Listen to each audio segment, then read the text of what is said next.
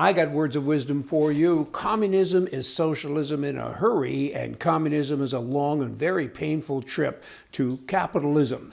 The trip to capitalism begins when the citizens use candles because they can no longer afford electricity. It kind of says it all, doesn't it? You know, commies, these people, they speak of universal health care, universal daycare, universal work share, but communism, blah, blah, blah, is a very screwed up system. A communist just doesn't have any class. Do you get it? I hope so. They're bad, bad people, bad hombres.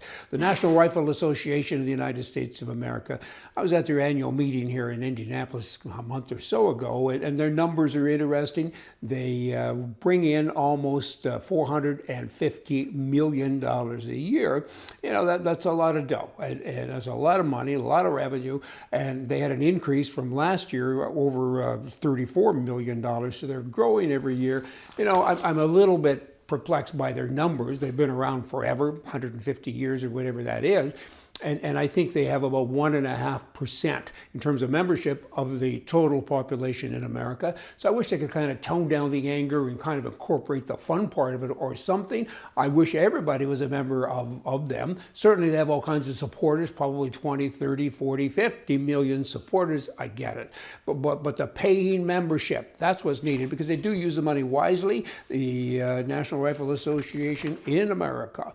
In Canada, the prime mistake there recently announced a motion to declare a national climate emergency. That's what this guy's all about. It's either genders, homosexuality, or climate change. I mean, it's all fluff. He doesn't have any substance to anything that he does.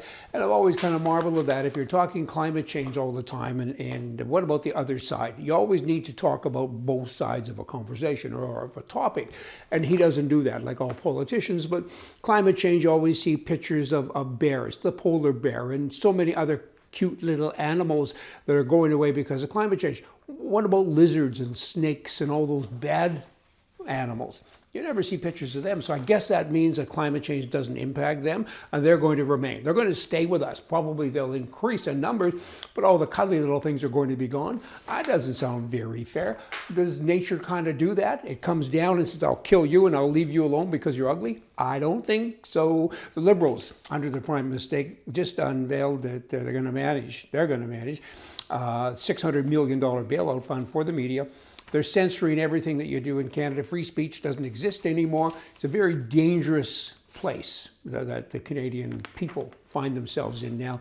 I mean, you kind of get what you deserve, you get what you vote for, I guess, but it's time to unwind it because this is going the wrong direction. The path is bad, it's a slippery slope. I mean, you can't have government interference. They've already interfered. I mean, everyone in the media, with one exception, that'd be me, gets a check. All you have to do is apply, and you get a check. I could apply and get a check. Well, I don't do the call me thing, right? And they want everyone to do that, and most people do. And if you're in the publication business, you print, you do anything like that. If you're in the media business, they already give you money. So they already kind of own you. You don't think that maybe, but if you're in that industry, you're kind of owned already. And now they're really rolling it out because they're saying, now we're going to go out with this fun, free speech, it doesn't exist.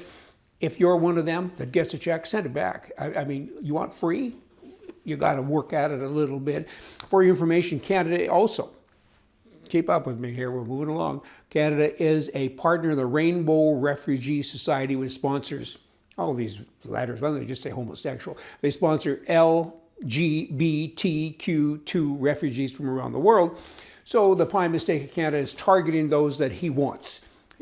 That's his gig, right? I mean, everything with him is homosexual and so on. I mean, I hope he brings them over in a boat on a rainy day. And then what's going to happen? You say, oh, we got more change going on. The Liberal government now in Canada says we're going to ban yet another firearm, the third one. What do? They ban it on looks. It's like going into a bar and saying, you have to leave because I don't like how you look, and you have to leave because, you're ugly. Wow. I mean, these are guns that just are dressed up differently. It's like a Corvette is dressed up, or a muscle car is dressed up differently. It's still a car, right? And in most cases, they still have the same cylinders and the same all that kind of stuff. So if you're going to keep on banning guns to inconvenience all the conservatives who own them, where does it stop? I mean, if you're saying that if we say one life is a good thing, then all guns should be banned. But you can't do that because it's property, and on goes the argument. I can only say this: good people don't do bad things. Leave us alone. Now you got Scheer, who wants to be the leader, the Prime Minister of Canada, and he said, I want to talk about a national corridor that will move Canadian oil, gas, and so on.